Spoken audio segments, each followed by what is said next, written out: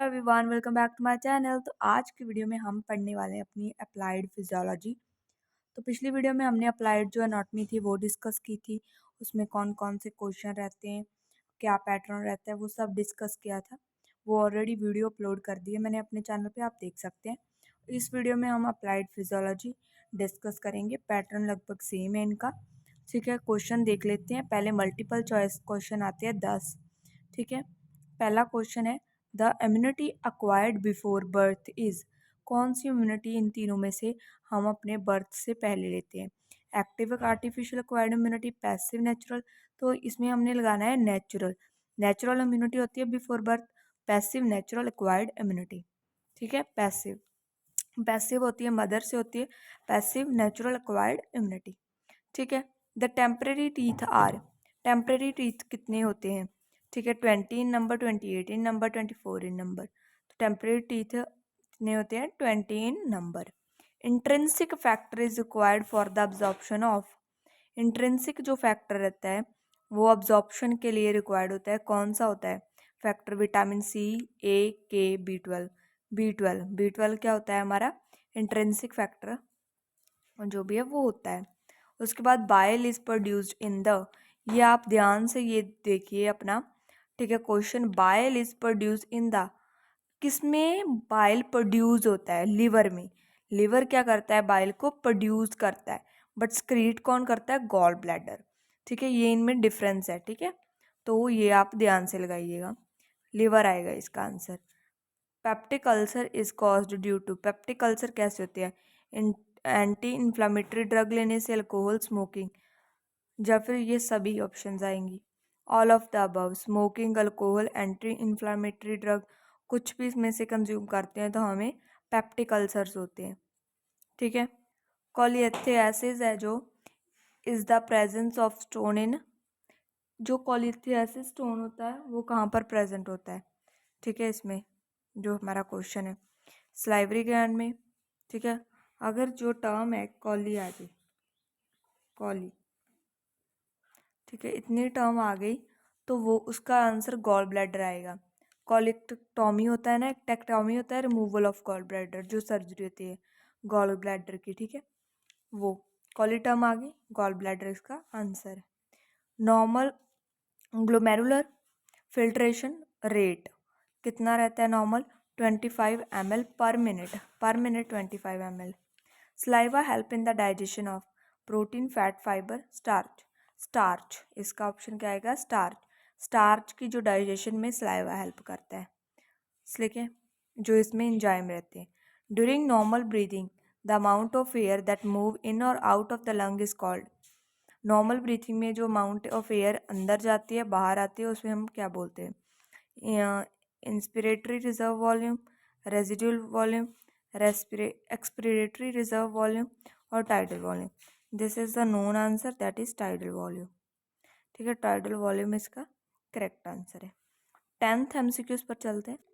तो 10th हमारा है the normal range of blood pH. Blood की पीएच की नॉर्मल रेंज क्या होती है? सी ऑप्शन आएगी, 7.35 to 7.45। ठीक है, ये रहती है।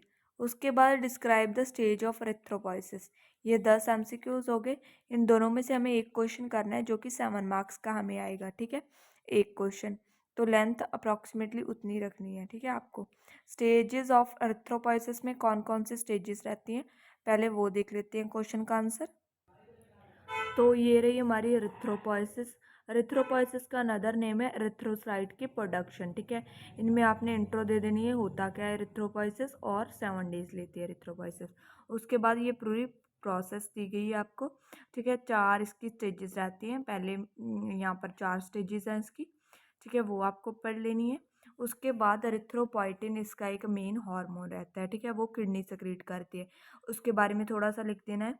लेंथ के लिए आपको इतना तो करना पड़ेगा ही। ठीक है, और उसके बाद आपको एरिथ्रोपोइटिन के बारे में लिख देना है।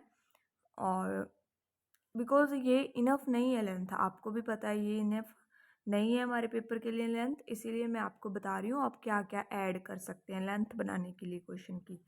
ठीक है, 7 मार्क्स का क्वेश्चन है, आप ये 4 पॉइंट लिख के तो छोड़ नहीं सकते, ठीक है। उसके तो आपको मार्क्स भी नहीं मिलेंगे, ठीक है। फिर इसीलिए आपको इसकी मिलती जुलती टर्म्स भी उठानी है, जैसे एरिथ्रोपोइटिन इसके लिए चाहिए, एरिथ्रोपोइसिस के लिए चाहिए, और क्या क्या चाहिए। न्यूट्रिशनल रिक्वायरमेंट्स रहती हैं, वो होती हैं जिसमें मेटल्स आती हैं, मेटल के बारे में लिख दिया, ठीक है, मेटल के इसमें हेल्प करती है। और यहाँ पर आपको एरिथ्रोपोइटिन का, अगर आप ऐसे फ्लो चार्ट बनाते हैं ना, जैसे आप देख रहे हैं यहाँ पर एक फ्लो चार्ट है, role of erythropoietin in production of RBC. RBC की प्रोडक्शन के लिए एरिथ्रोपोइटिन का क्या रोल है, तो यहाँ पर आप देख सकते हैं, ठीक है। पूरा आपको बता दिया गया है फ्लो चार्ट। अगर आप ऐसे फ्लो चार्ट बनाएंगे तो वेल एंड गुड है, आपको बहुत बहुत अच्छे मार्क्स मिलेंगे, ठीक है। इसके लेंथ के लिए आप ये फ्लो चार्ट बना सकते हैं, थोड़ा बहुत लिख सकते हैं कौन कौन से विटामिन चाहिए, नेम जैसे इन लिस्ट कर दिए, ठीक है। ज़्यादा अगर आपको नहीं इसका लिखना तो जैसे ये हॉर्मोन्स कौन कौन से होते हैं, ठीक है, ये सब आप इसमें ऐड ऑन कर सकते हैं अगर इसकी लेंथ इंक्रीज करनी है तो, ठीक है। ये देखिए, और उसके बाद मैं आपको एक मेन चीज़ बताती हूँ। अगर आप ना चाहें तो ऐसे फ्लो चार्ट बना सकते हैं। यहाँ पर आपको ये अनदर फ्लो चार्ट है जो कि रिथ्रोपोइसिस का है, ठीक है। एंड इसको बाय स्टेप लिखा गया है क्या क्या होता है।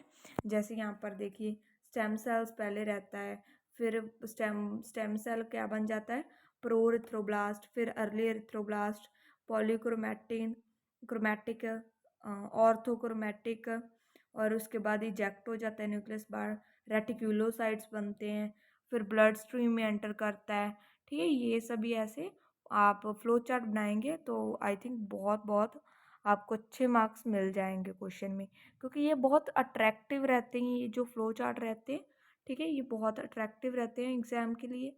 और टीचर को भी पता चल जाता है, एग्जामिनर को, और जो भी एग्ज़ाम आपका चेक कर रहा है उस टीचर को पता चल जाता है कि बच्चे को अच्छा खासा आता है और ईज़िली रिकॉग्नाइज हो जाता है। अगर आप चाहें तो ऐसे डायग्राम भी बना सकते हैं, ऐसे एरिथ्रोसाइट पॉइसेस के लिए बनाई गई है। जैसे फर्स्ट एरिथ्रोब्लास्ट दिखाया गया है, पहले तो स्टेम सेल दिखाया गया है, ठीक है, उसके बाद एरिथ्रोब्लास्ट दिखाया गया है, basophilic, polychromatic, orthochromatic, ejection, reticulocyte, erythrocyte, ये पूरा आपको यहाँ पर बताया गया है। WBC भी इसके साथ में है और प्लेटलेट्स भी हैं इसके साथ में। अगर आप चाहें तो स्क्रीनशॉट कर लें। यस, अभी करें स्क्रीनशॉट, 1 2 3 स्क्रीनशॉट, ठीक है। तो ऐसे आप लेंथ इंक्रीज कर सकते हैं और फ्लो चार्ट्स के ऊपर, और ये पॉइंट्स अगर, क्योंकि ये फिजियोलॉजी है, फिजियोलॉजी में अगर आप ऐसे डायग्राम ना भी बनाए फिगर तो आपका चल जाएगा, क्योंकि फिजियोलॉजी में चलता है, ठीक है। उसके बाद आपका क्वेश्चन रहता है और में जो ऑप्शन में रहता है, explain the mechanism of urine formation, urine कैसे फॉर्म होता है। तो ये रही physiology of kidney, mechanism of urine formation, जिसमें आप ये 3 स्टेप पहले इंट्रो जैसे लिखते हैं, यूरिनाइजेशन क्या होती है और इसमें कौन कौन से स्टेजेस आती हैं मैकेनिज्म में, जैसे यहाँ पर फिल्ट्रेशन आती है, फिर अब्जॉर्प्शन आती है, और डायग्राम आप स्किप कर सकते हैं एनाटॉमी फिजियोलॉजी में। उसके बाद लास्ट एक्सक्रीशन आती है, सॉरी सक्रीशन आती है, ठीक है। यहाँ पर अनदर टर्म को भी डिस्क्राइब किया है, जैसे ग्लोमेरुलर फिल्ट्रेशन क्या होता है, ठीक है, ड्यूरिंग फिल्ट्रेशन कौन कौन से प्रोसेस होते हैं। इसमें से भी आप अच्छे अच्छे पॉइंट्स जो हैं निकाल कर राइट आउट कर सकते हैं लेंथ को इंक्रीज करने के लिए, ठीक है। प्रिंसिपल ऑफ फिल्ट्रेशन क्या रहते हैं, ठीक है। फिर ग्लोमेरुलर नेट फिल्ट्रेशन प्रेशर क्या होता है, वो सब, ये सब आप ऐड ऑन कर सकते हैं, बट ये इतना इम्पोर्टेंट नहीं है। पहले जो मैंने आपको दिखाया था डायग्राम से पहले पहले सक्रीशन तक, वो इम्पोर्टेंट है। और इसमें इम्पोर्टेंट टॉपिक ये है, जैसे कि आपको MCQs भी आया था ग्लोमेरुलर फिल्ट्रेशन रेट के ऊपर, ठीक है। यहाँ पर ये देखो पर मिनट, ठीक है। तो ये टॉपिक आपको पढ़ लेना है, बाकी आप स्किप कर सकते हैं, ठीक है। और यहाँ तक ये क्वेश्चन फिनिश हो जाता है, ठीक है। नेक्स्ट जो हमारा क्वेश्चन है वो है structure and function of liver. तो ये है लिवर के स्ट्रक्चर। वैसे तो ये जो क्वेश्चन है वो फिजियोलॉजी में नहीं आएगा, क्योंकि स्ट्रक्चर है जो एनाटॉमी में आती है, इसीलिए तो ये नहीं आएगा, बट फिर भी मैं आपको दिखा रही हूँ स्ट्रक्चर। और यहाँ पर है इसके फंक्शन, यहाँ से स्टार्ट होते हैं फंक्शन लिवर के। फर्स्ट जो फंक्शन रहता है लिवर का वो होता है मेटाबॉलिक फंक्शंस ऑफ लिवर, ठीक है। फंक्शन ऑफ लिवर में प्रोटीन मेटाबॉलिज्म आता है, ठीक है। ये सभी पॉइंट्स आप राइट डाउन कर सकते हैं। और कार्बोहाइड्रेट मेटाबॉलिज्म बहुत बहुत ईजी वाला है, ठीक है, ये आप एक बार पढ़ लीजिएगा, ठीक है। उसके बाद हमारा लिपिड मेटाबॉलिज्म रहता है, ठीक है, लिपिड ये रहा। उसके बाद रिमूवल ऑफ ड्रग, ठीक है, ये प्रोसेसिंग ऑफ हार्मोन। और यहाँ पर storage function of liver, liver का एक स्टोरेज फंक्शन भी है, ग्लूकोज को स्टोर करता है ग्लाइकोजन की फॉर्म में। और विटामिन B12 जो रहता है उसे भी स्टोर करता है, ठीक है। उसके बाद लिवर का फंक्शन है सिंथेसिस में, विटामिन A को सिंथेसाइज करता है, एक्टिवेट करता है D को, हीमोपोइसिस करता है फीटस में। ब्लड क्लॉटिंग में भी लिवर का फंक्शन रहता है, फेगोसाइटोसिस में भी लिवर का फंक्शन।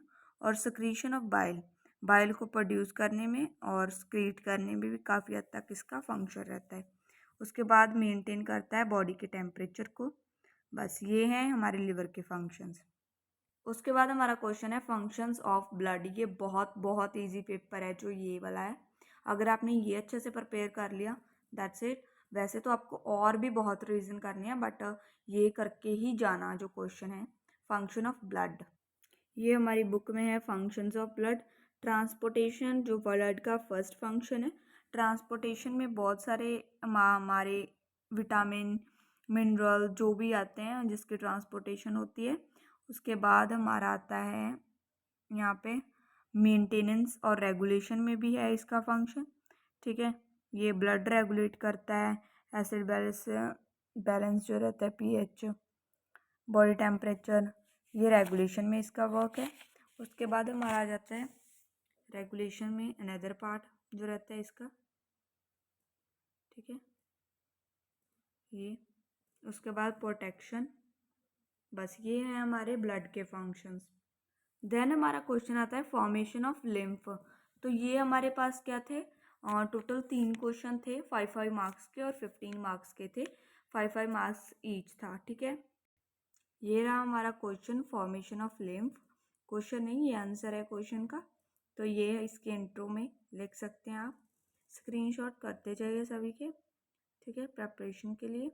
अगर आप चाहते हैं मैं एक्सप्लेन करूँ तो I will explain in the next video if your comment. अगर आप कमेंट करेंगे तो ये 6 पॉइंट आते हैं इसकी फॉर्मेशन में, कमेंट करेंगे तो मैं एक्सप्लेन करूँगी इसको। और मेरे पास ऐसे बहुत सारे जैसे क्वेश्चन पड़े हुए हैं, ठीक है, मैं आपको दिखाऊंगी at the last end of this video, मैं आपको दिखाऊंगी क्वेश्चंस, ठीक है, जो मेरे पास पड़े हुए हैं इंपॉर्टेंट क्वेश्चन, ठीक है। उसके ऊपर भी मैं जल्दी वीडियो बनाऊंगी, अगर आप कमेंट करें अगर आपको चाहिए हैं तो वो वाले क्वेश्चंस। उसके बाद हमारा आ जाते हैं राइट ए शॉर्ट नोट। शॉर्ट नोट आते हैं, इनमें से हमने कोई भी 3 शॉर्ट नोट करने हैं, 4 हमें दिए गए हैं। पहला है, हमारे सभी शॉर्ट नोट 2 मार्क्स के हैं, ठीक है, ज़्यादा बड़ी हमें लेंथ करनी नहीं क्योंकि 2 मार्क्स का ही है। हाइपोथायराइडिज्म। हाइपोथायराइडिज्म क्या, हाइपोथायराइडिज्म क्या है, थायराइड का डिसऑर्डर है। ये आप देख सकते हैं, इसमें TSH और TRH जो है वो सभी इसमें आते हैं। और अच्छे से पढ़ लीजिए, आप प्रिपेयर कर लीजिए, ठीक है। ये 4 पॉइंट है हाइपोथायराइडिज्म के बारे में, 2 मार्क्स में आई थिंक ये इनफ है, ठीक है, अगर आप इतना भी कर लें और याद रख लें, ठीक है। उसके बाद नेक्स्ट क्वेश्चन हमारा आता है पेनक्रियास फंक्शन। पेनक्रिया का फंक्शन क्या क्या है, तो आप यहाँ पर देख सकते हैं हार्मोन्स ऑफ पेनक्रियास, ये फंक्शन ऑफ पेनक्रियास में भी आता है, ठीक है। ये सिमिलर है एक टाइप के, यहाँ से टाइप ऑफ सेल्स से आप, ठीक है, देख सकते हैं सेल्स के बारे में। 4 टाइप के सेल्स होते हैं पेनक्रियास में। और उसके बाद हमें हार्मोन्स, और वो सेल्स हार्मोन सक्रीट करते हैं जो फंक्शन करते हैं। जैसे पहला है ग्लूकागॉन। ग्लूकागॉन जो हमारा हार्मोन है वो अल्फा सेल सक्रीट करते हैं पेनक्रियास के, जिसके फंक्शन हमें फर्दर डिस्कस किए गए हैं। तो आपको ऐसे फंक्शन बताने हैं इसके। उसके बाद इंसुलिन आते हैं हमारे, इंसुलिन बीटा सेल्स करते हैं, और इंसुलिन का क्या क्या फंक्शन है, ठीक है, ये आ जाएगा इसमें। उसके बाद इंसुलिन का थोड़ा ज़्यादा लेंथ है। उसके बाद हमारा जाता है स्मैटोस्टैटिन। स्मैटोस्टैटिन क्या है, हमारे पास एक डेल्टा सेल सक्रिएट करते हैं स्मैटोस्टैटिन, ठीक है। तो ये जो होता है उसके फंक्शन आगे, और लास्ट पे है पीपी सेल्स। पीपी सेल्स क्या करते हैं, पैनक्रियाटिक पॉलीपेप्टाइड, और ये इन सभी सिक्रीशन को इनहेबिट करते हैं। यही थे फंक्शंस 2 मार्क्स में, दिस इज इनफ।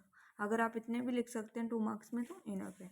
उसके बाद कंपोजिशन ऑफ ब्लड की क्या क्या कंपोजिशन है।